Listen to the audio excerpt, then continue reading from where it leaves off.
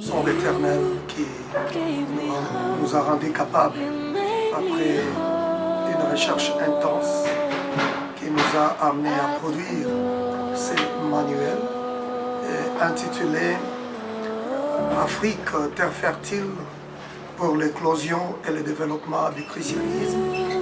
C'est en fait un travail qui nous a aidés à pouvoir déchirer les voiles du mensonge.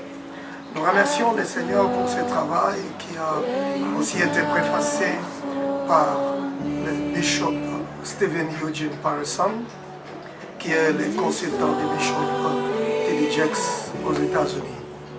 En fait, ce travail avait pour objectif, comme nous l'avons dit tantôt, de pouvoir déchirer les voiles du mensonge. Parce que certaines personnes pensent que la Bible est la religion de l'homme blanc, ce qui est faux. Et si vous croyez à cette thèse, c'est-à-dire que vous avez bien été menti. C'est en fait une déclaration flagrante qui a été adoptée par des personnes non informées et des personnes de toutes les couleurs pendant trop longtemps. Alors nous avons essayé de présenter la vérité pour dire que la Bible est en fait un livre, un système de croyances africains. Ce livre nous a permis de déchirer les fausses croyances que nous appelons les voiles du mensonge, parce que d'aucuns ont dit que les Européens ont introduit le christianisme chez les Noirs, ce qui est faux. C'est un mythe. Et un mythe qui dit que le christianisme est entré en Afrique avec les esclavagistes européens du XVe siècle. Ce qui est faux. Et la réalité, c'est quoi? Le christianisme existe en Afrique depuis plus de 2000 ans. L'Afrique était le premier endroit où les chrétiens existaient en dehors de la Palestine. Donc c'est ça la réalité. Un autre mythe moderne dit que le christianisme est culturellement étranger à l'Afrique. Par conséquent, les Africains devraient rejeter l'évangile, ce qui est faux. Parce que la réalité dit tout autre chose. Nous dit que le christianisme, c'est la plus ancienne dénomination, ou la plus ancienne dénomination chrétienne existant dans le monde aujourd'hui, réside en Afrique.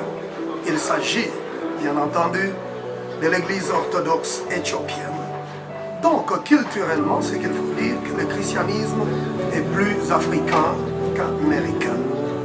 Un autre voile de mensonges que nous avons déchiré en présentant ces livres, c'est la naissance d'une nation juive. Ça, c'est une vérité très importante. Il faudrait que les gens sachent par rapport à la naissance d'une nation juive ou hébraïque.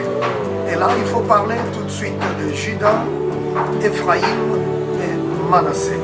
Donc avec Juda a eu deux jumeaux, deux enfants ou deux jumeaux avec Tamar. Tamar qui était une femme cananéenne, donc une africaine.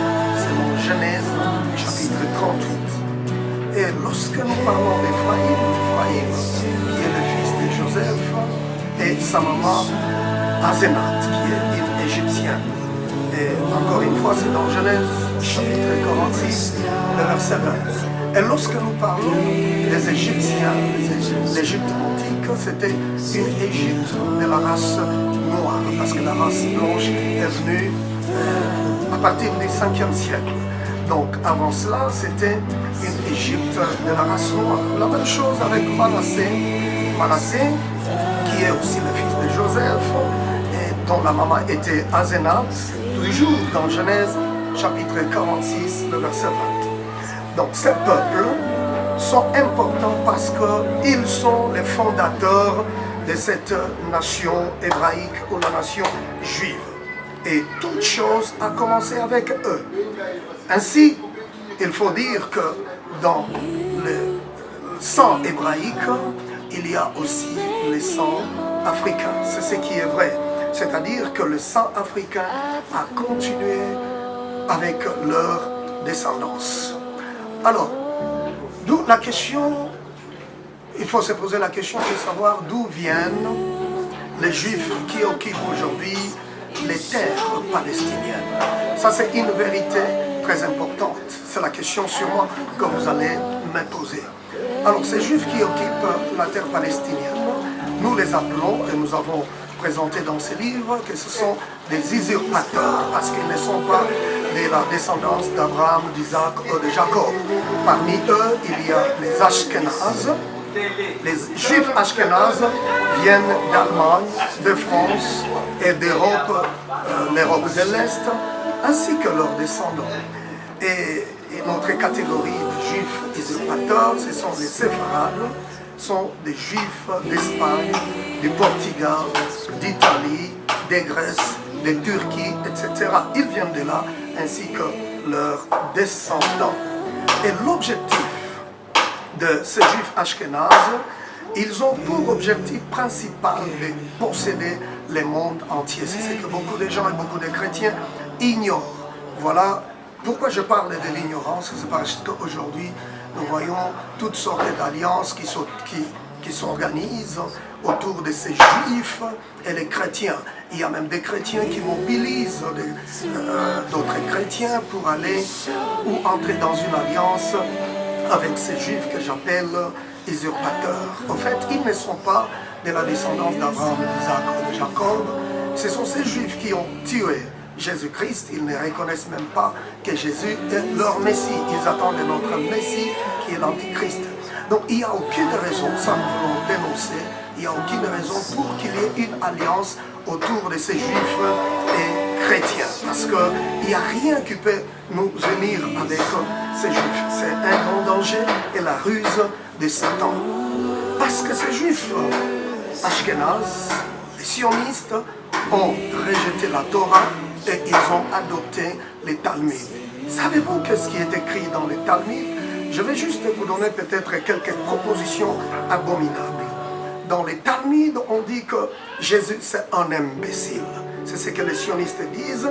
Et ils disent que les Juifs sont des humains, non les chrétiens. Ils disent que les chrétiens sont des bêtes. Alors quand vous lisez les Talmuds, en fait c'est une histoire de racisme et de haine. Il n'y a aucune raison qui peut nous lier avec ces gens. Alors, pourquoi parler de l'Afrique dans la Bible? C'est parce que l'Afrique a un rôle important à jouer au temps de la fin. Ainsi, nous vous demandons de vous procurer ces livres et vous allez découvrir de très grandes vérités qui vont amener certaines personnes à la repentance. Que le Seigneur vous bénisse.